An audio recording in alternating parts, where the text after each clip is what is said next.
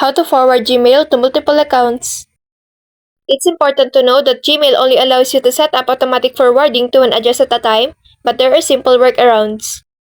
First, log into your Gmail on your computer, click the gear icon, and go to See All Settings. From there, open the Forwarding in POP or IMAP tab and click Add a forwarding address, then type the email you want and confirm it. Once that's set up, you can use filters to forward specific emails if you prefer. To send messages to more than one account, you can set up a chain where the first forwarding address also has its own forwarding rule to a second inbox. Another option is to forward emails manually to additional accounts when needed. If you use multiple accounts often, you can also rely on Google Workspace or third-party tools that allow multi-forwarding.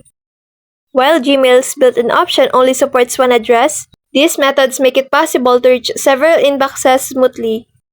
So that's all for this video. I hope this helps. Thank you.